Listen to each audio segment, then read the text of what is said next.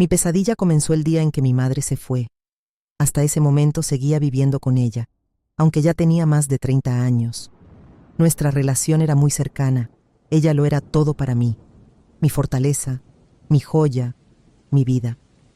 De repente el cáncer de huesos irrumpió en nuestras vidas y se la llevó demasiado rápido.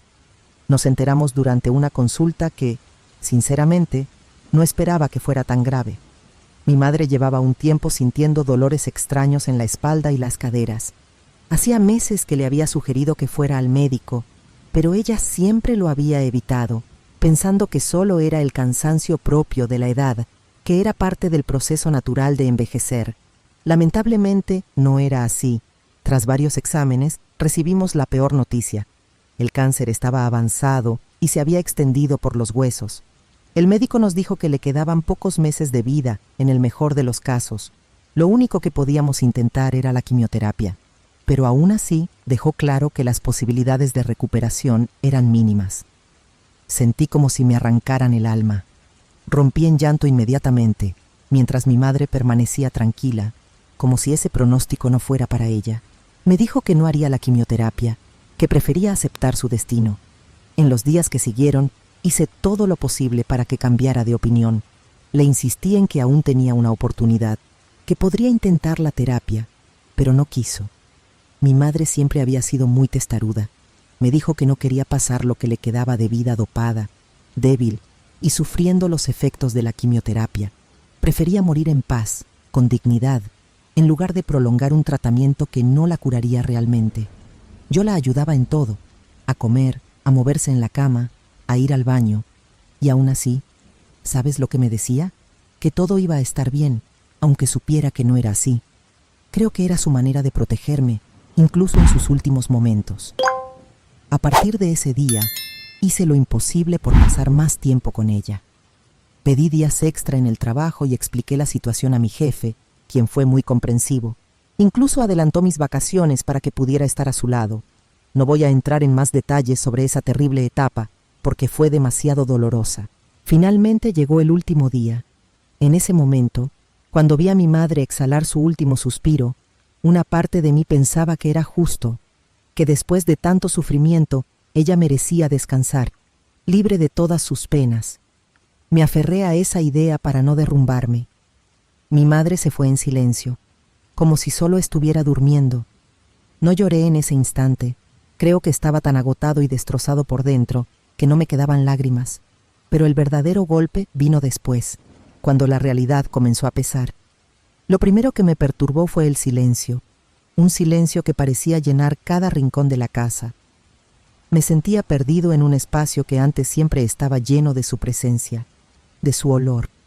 Ya no estaba su suave risa cuando yo le contaba alguna tontería, ni la forma en que siempre me esperaba para desayunar con la mesa puesta, el olor del café recién hecho y el pan caliente. Esas pequeñas cosas que antes apenas notaba comenzaron a aplastarme. Llegaba del trabajo, abría la puerta y ya no la veía sentada en el sofá, leyendo uno de sus libros, esperándome con una sonrisa y un «¿Cómo te fue el día?». Esa interacción nunca más volvería. Nunca más sentiría el aroma de su perfume, ni oiría su voz. Cuando finalmente comprendí que realmente se había ido, fue como un golpe devastador.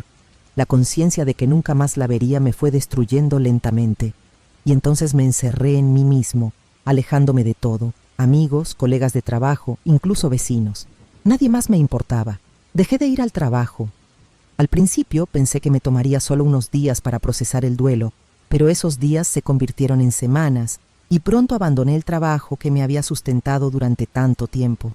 Las deudas comenzaron a acumularse, cada vez más.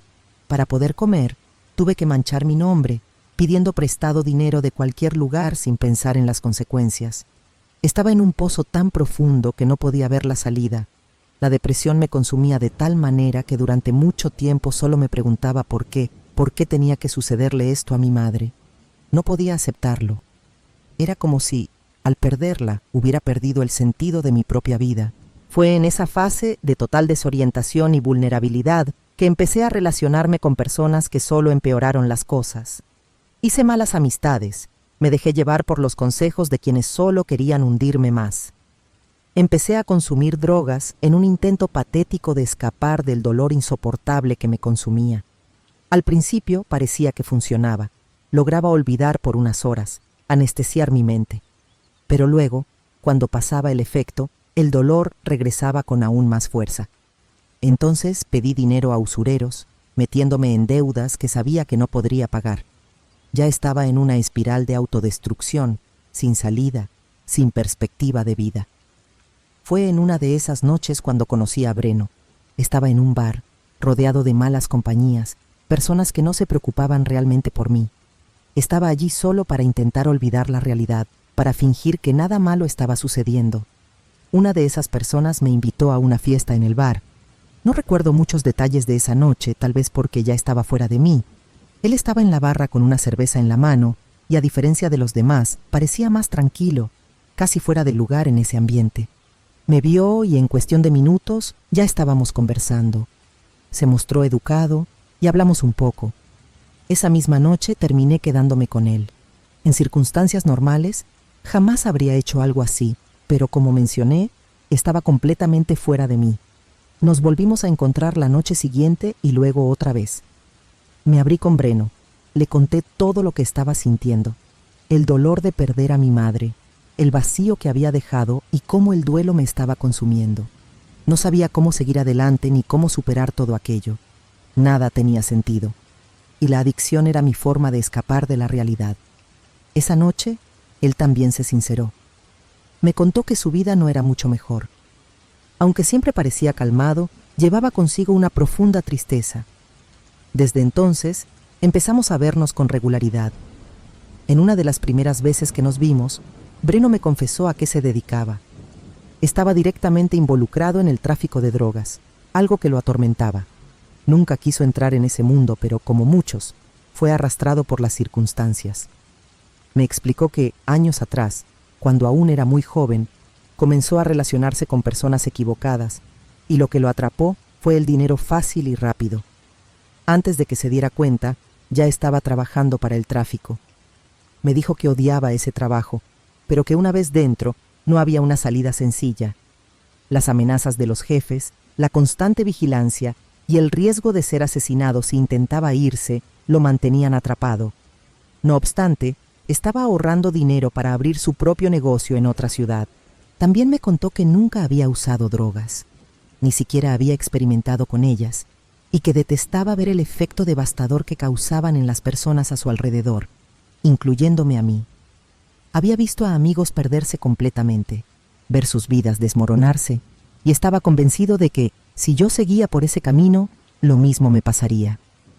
Sé que puede sonar extraño lo que estoy por decir, pero Breno era una buena persona. Me dijo que si prometía dejar las drogas, él pagaría todas mis deudas. Prometí que haría todo lo posible por dejar la adicción, y ese mismo mes él pagó mis cuentas. Ojalá pudiera decir que cumplí mi promesa desde que empezamos a salir, pero la adicción era más fuerte de lo que imaginaba. Uno de los socios de Breno sabía sobre mi problema. De hecho, había sido uno de mis proveedores antes de que conociera a Breno. Sabía que estaba intentando alejarme de las drogas y mantenerme limpia, pero no hacía nada para ayudarme, más bien lo contrario. Aparecía en los momentos en que me sentía más vulnerable, ofreciéndome drogas como si fueran un regalo, como si me estuviera haciendo un favor. Trataba de resistir, pero era un juego de desgaste. Y Breno, por supuesto, lo descubrió pronto.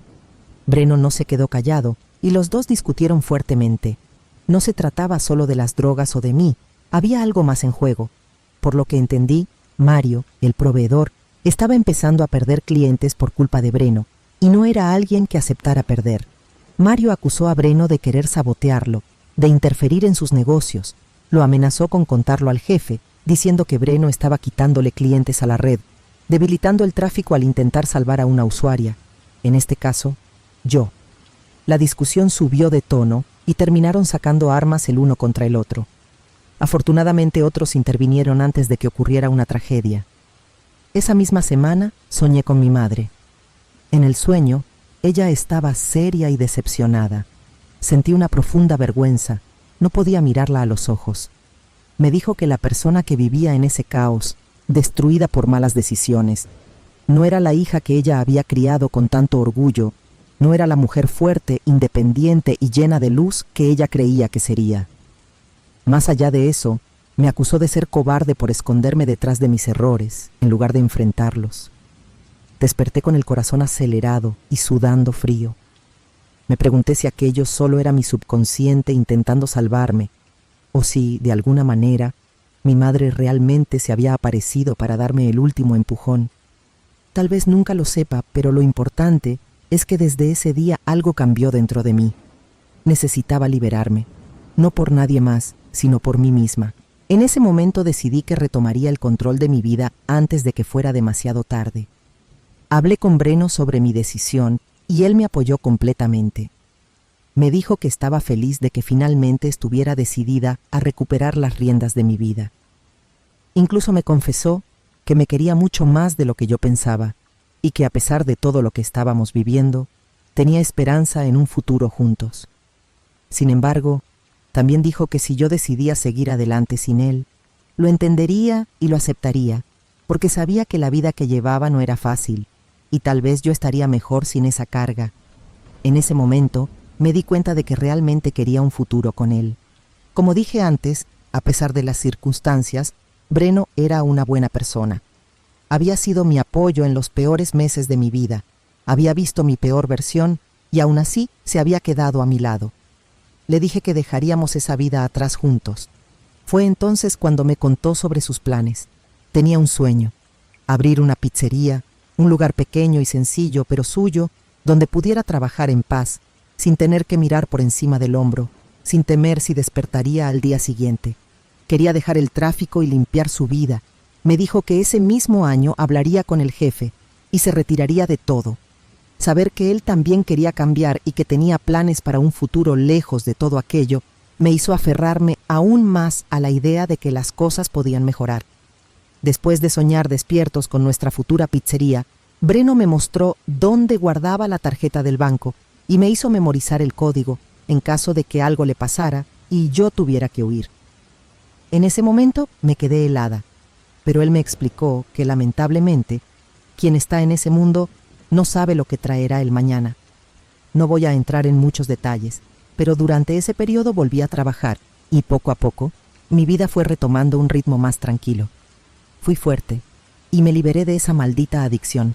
No fue fácil, para nada. Tuve crisis de abstinencia, pero no quería ser una adicta y luché con todas mis fuerzas hasta sentirme orgullosa de mí misma. En un momento quería mudarme a la casa de Breno, pero él decía que temía que yo cayera en la tentación, ya que allí tenía un pequeño almacén de drogas. Nuestro plan era dejar esa vida atrás para construir una juntos. Un día, Breno llegó a mi casa radiante de felicidad, como nunca lo había visto antes. Entró casi saltando de alegría y me dijo que me preparara rápido, que me pusiera la ropa más bonita que tuviera porque íbamos a celebrar. Mientras me cambiaba, me contó que había hablado finalmente con el jefe, y para su sorpresa, el jefe no se molestó con su decisión de dejar ese mundo. Breno pensaba que sería más complicado y que podría haber represalias, pero el jefe básicamente le dio su bendición, solo con la condición de no involucrarse con facciones rivales. Fuera de eso, era libre.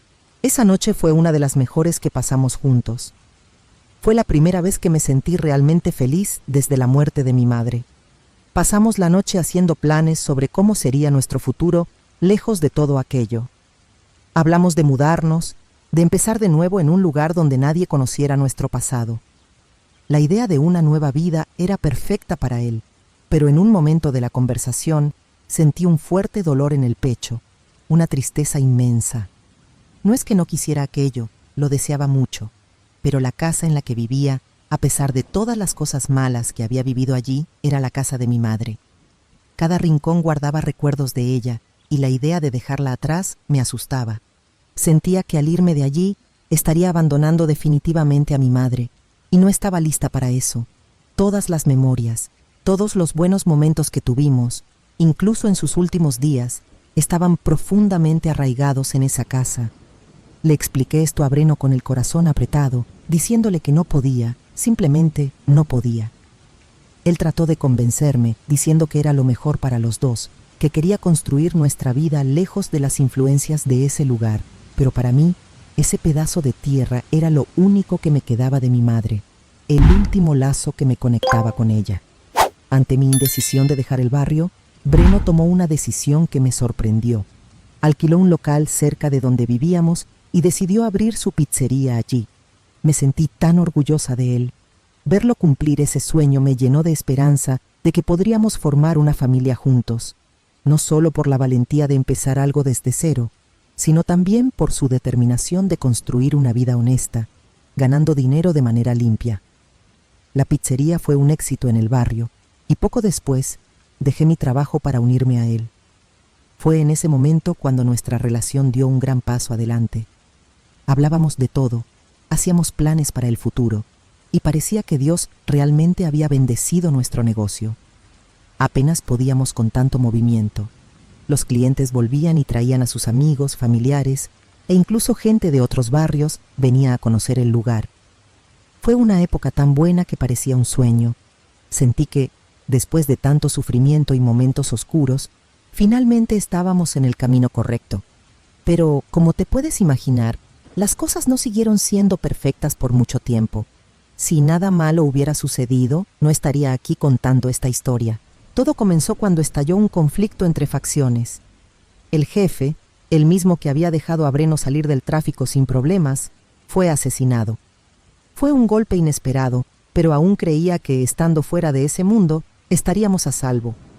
Sin embargo, con la muerte del jefe, Mario, el mismo Mario con quien Breno nunca se llevó bien, se convirtió en el nuevo líder. Al principio no me preocupé demasiado, ya que Breno había dejado todo atrás. Pero el problema era que Mario no se había olvidado de él. Poco después, Mario comenzó a aparecer con exigencias. Quería que Breno escondiera drogas en la pizzería, que usara el local como punto de venta. Breno se negó rotundamente. No quería volver a esa vida, y mucho menos poner en peligro nuestro negocio, que habíamos construido con tanto esfuerzo. La primera vez que Breno le dijo que no, pensé que el asunto había terminado allí. Mario se fue furioso, pero no hizo nada más, o al menos eso pensamos. Desafortunadamente, ese mismo mes regresó, pero esta vez con otra propuesta.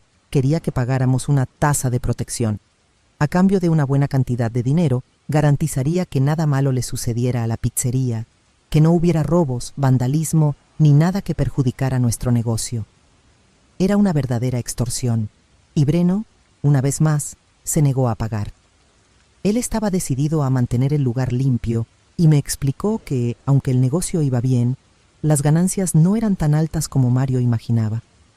La mercancía era cara, los costos elevados, y no podíamos simplemente sacar una suma tan grande, ya que nos quedaríamos sin nada. Esa negativa enfureció aún más a Mario, y yo sabía que las cosas iban a empeorar. Él no era el tipo de persona que aceptaba un no tan fácilmente, y la tensión comenzó a aumentar. Le sugerí a Breno que nos fuéramos, que comenzáramos una nueva vida en otro lugar, lejos de allí, pero él no quería huir. Sentí que la situación estaba a punto de salirse de control. Mario seguía apareciendo, parado en la esquina con su grupo, solo para intimidarnos. Cada vez que venía, era más amenazante y exigente. Algo dentro de mí me decía que debíamos irnos, huir mientras aún podíamos. Solo deseaba paz, una vida tranquila, lejos de todo el caos que el pasado de Breno seguía trayendo de vuelta. En mi cabeza, la única solución era irnos, empezar de nuevo en algún lugar donde Mario no pudiera alcanzarnos. Pero Breno no pensaba igual. Estaba firme en su decisión de quedarse y no me escuchó. Decía que ya tenía a sus clientes, que había construido una reputación y que no iba a dejar que Mario o cualquier otra persona destruyera lo que había logrado con tanto esfuerzo. No nos vamos a mudar por él, me repetía con esa convicción que, a veces, me irritaba, porque yo sabía que estaba subestimando el peligro. Desafortunadamente, las cosas solo fueron cuesta abajo después de esa discusión. Yo sentía que algo malo iba a suceder, pero nunca imaginé que sería tan rápido ni tan brutal. 3 semanas después ocurrió lo que tanto temía. Lo llamaron un intento de asalto, pero yo sabía que no era así. Todo tenía el olor de una venganza, de un ajuste de cuentas, y el objetivo era Breno. Era al final de la tarde, La pizzería estaba llena de niños y familias, un día como cualquier otro, hasta que 2 hombres encapuchados entraron. Antes de que pudiera asimilar lo que estaba pasando, sacaron sus armas y fueron directo hacia Breno. No le dieron oportunidad de nada. Dispararon más de 5 veces. Quise gritar, correr, hacer algo, pero mi cuerpo se congeló. Todo a mi alrededor se volvió un borrón. La gente corriendo, gritando, y yo solo podía ver a Breno tendido en el suelo, con la sangre cubriéndolo todo de rojo. Me arrodillé junto a él, sostuve su mano, pero él ya no estaba. Esa chispa en sus ojos, que tantas veces me dio fuerzas, se había apagado. En menos de 2 años, perdí a las 2 personas que más amaba, mi madre y ahora Breno. Me quedé allí, sin poder reaccionar, aferrada a su cuerpo, esperando un milagro, que él resucitara. Hubo una investigación después de su muerte, pero nadie fue arrestado. Fue uno de esos casos que la policía archiva y olvida. Fui a la comisaría con el pecho lleno de rabia e indignación. Les dije con todas las letras que sabía quién había mandado a matar a Breno. Les di números, les expliqué las motivaciones, pero los policías me miraron con esa expresión de hemos escuchado de todo y me dijeron que sin pruebas no podían hacer nada. Entregué las grabaciones de las cámaras de seguridad de la pizzería, con la esperanza de que eso fuera suficiente. Pero, por supuesto, los asesinos llevaban los rostros cubiertos y la moto que usaron no tenía placa. Todo estaba planificado para que salieran impunes.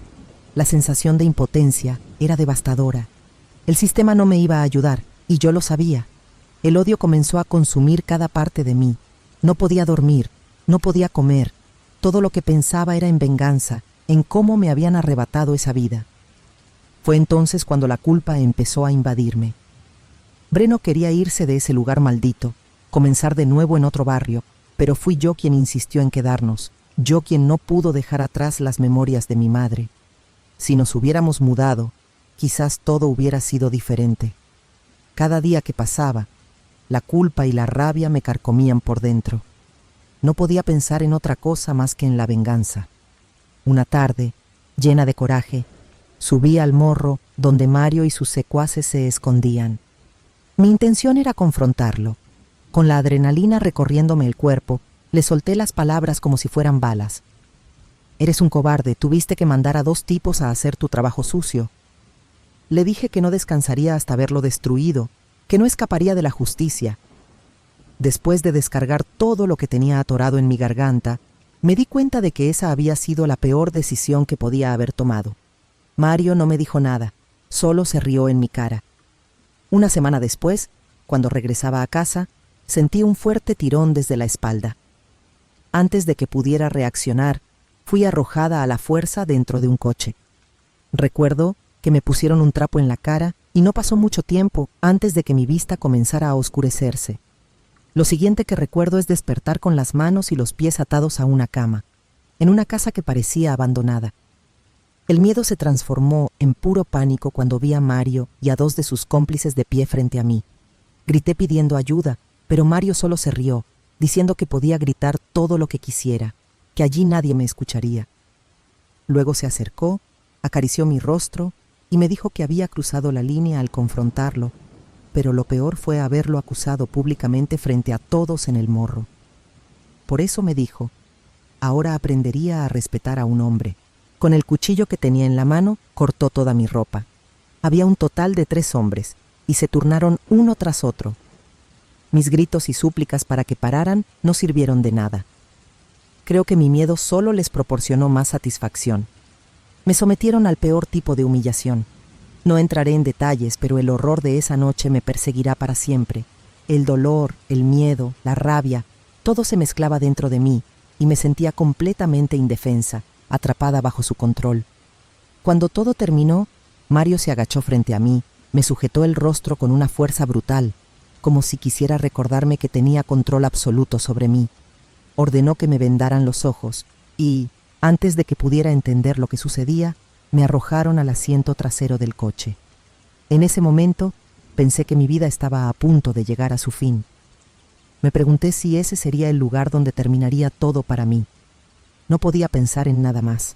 Solo recuerdo haber rezado mucho, pidiendo a Dios que mi vida no terminara ahí. Después de unos 30 minutos de carretera, el coche hizo una curva brusca. Uno de los hombres se giró hacia mí y me advirtió que, si volvía a molestarlos o la policía aparecía para interrogarlos, sería la última vez que vería la luz del día. Luego, me quitaron la venda, me desataron y me tiraron fuera del coche, acelerando mientras se alejaban a toda velocidad. Lloré, y lloré mucho. El miedo de que regresaran para matarme me paralizaba.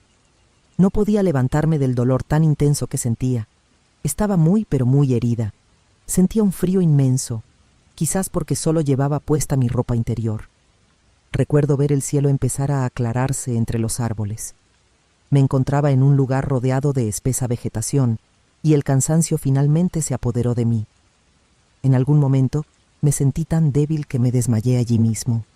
Desperté con la sensación de algo lamiendo mi cuerpo. Eran 2 perros que olfateaban y lamían mis heridas. Sus ladridos llamaron la atención de alguien. Escuché pasos acercándose y apareció un joven. Al verme en ese estado deplorable, se asustó mucho y corrió diciendo que iba a buscar ayuda. No pasó mucho tiempo antes de que volviera con una señora y otro hombre. Me levantaron con cuidado y me vistieron. Después, me llevaron a un lugar cubierto. A pesar del dolor, sentí un pequeño alivio. Al menos ya no estaba sola. La señora se presentó como Soraya. Me preguntó qué me había sucedido y entre sollozos comencé a contarle. Quedó horrorizada cuando le dije que 3 hombres me habían hecho aquello. Me dolía profundamente relatar el terror que viví y en ese momento sentí que deseaba morir. Soraya me dio algunos medicamentos y me dijo que ayudarían a aliviar el dolor y a prevenir infecciones. Después, trajo una pequeña palangana y me explicó que necesitaba limpiarme las partes íntimas con un paño empapado en algo que no reconocí. Lo hizo con cuidado y cuando los analgésicos comenzaron a hacer efecto, me preguntó si pensaba denunciarlos. Le respondí que no, porque sabía que me encontrarían y podrían hacer algo aún peor. Le conté, sin muchos detalles, que mi novio también había sido víctima de ese mismo hombre y que la justicia no hizo nada al respecto. Ella me escuchó con atención y me dijo que podía quedarme en su casa el tiempo que necesitara. Luego, me dejó para que descansara y recuperara fuerzas. Estaba en un estado mental de pánico y angustia y no creía que podría dormir. Sin embargo, esa mujer parecía tener remedios para todo. Salió del cuarto y regresó con una pastilla, asegurándome que me calmaría y me ayudaría a dormir. Creo que no tardé ni media hora en caer en un sueño profundo. Dormí todo el día y alrededor de las 8 de la noche me desperté con hambre. Mi cuerpo aún dolía, pero mucho menos que antes. Me levanté y fui a la sala donde estaba Soraya. Comenzamos a hablar y de nuevo me puse a llorar. Estaba emocionalmente destrozada. Las heridas emocionales se mezclaban con el dolor físico. Sentía una inmensa nostalgia por mi madre y por Breno. Me sentía desamparada. Soraya me abrazó y en ese momento sentí una conexión muy fuerte con ella, o tal vez solo me sentía finalmente acogida después de tanto sufrimiento. Entonces, comenzó a hablarme de una mejor manera de castigarlo. Fue en ese momento que descubrí con quién estaba tratando. Ella era una hechicera, y esa casa era parte de un terreiro de Quimbanda. Me dijo que solo necesitaba un hechizo para destruir la vida de Mario, y que pronto él ardería en el infierno, para nunca más abusar ni quitarle la vida a nadie. Pero para lograrlo, necesitaba algo suyo, un objeto, una foto o una prenda de ropa, cualquier cosa que le perteneciera. Le pregunté si solo una foto podría servir, y ella dijo que sí, pero me explicó que la ropa tiene energías directas de la persona, por lo que había más posibilidades de que el hechizo funcionara. Esa conversación sobre venganza me dio una especie de impulso emocional que no puedo describir. Pasé el día entero en su casa, y en realidad terminé quedándome allí toda la semana, lo cual me ayudó mucho en mi recuperación. Comencé a planear cómo destruir a ese monstruo. Mi plan era acercarme a Mario pidiéndole perdón, y en ese momento intentaría robar alguna de sus pertenencias, si él me permitía entrar. Pero no fue posible, todo salió mal. Tan pronto como me vio, gritó para que me apartara de su camino y me advirtió que, si me cruzaba con él nuevamente, estaría muerta. Me fui y volví a la casa de Soraya, que por cierto estaba bastante lejos de allí. Lloré todo el camino, llena de rabia porque el plan había fallado. Cuando le conté lo sucedido a Soraya, ella me tranquilizó, diciéndome que una foto sería suficiente. Quizá no fuera tan efectiva como un objeto personal, pero me aseguró que él pagaría de todos modos. Las fotos sabía dónde encontrarlas. En el celular de Breno había varias selfies de los dos, y en algunas aparecían con armas, felices mostrando el alijo de drogas. No conocía el nombre completo de Mario, como Soraya me había pedido, solo sabía uno de sus apellidos, ya que algunas personas no lo llamaban Mario, sino por su apellido. Le envié todo a Soraya, y ella me aseguró que se encargaría de todo el ritual. No tendría que pagar ni participar, porque para ella era un orgullo vengar casos como el mío. Se ocuparía de todo con sumo cuidado. Bueno, después de solo 13 días, la policía invadió el Morro, ya sabiendo dónde se encontraba el escondite de drogas. Hubo un tiroteo y 4 o 5 personas murieron. Mario recibió varios disparos y fue trasladado al hospital, donde permaneció 2 días. Sé cuántos días estuvo porque fui al hospital queriendo verlo para escupirle, pero lamentablemente no me dejaron entrar. Después de esos 2 días, falleció debido a una insuficiencia respiratoria, y esa fue mi venganza. La caída de ese monstruo finalmente llegó. Desafortunadamente, uno de sus cómplices, que estuvo presente en aquella maldita noche, logró escapar de la policía. Pero su tiempo llegará, siempre llega. Estoy muy agradecida de que Soraya haya aparecido en mi vida. Aunque la muerte de Mario no me trajo de vuelta a Breno, me satisface saber que él y uno de sus cómplices pagaron de una manera cruel. Han pasado algunos años desde entonces, y trato de seguir adelante lo mejor que puedo. No estoy bien, no me he recuperado al 100%, pero creo que nunca lo haré. Tengo una obligación que cumplir anualmente en la casa de Soraya, y lo haré mientras viva. Extraño a mi madre y a Breno todos los malditos días de mi vida.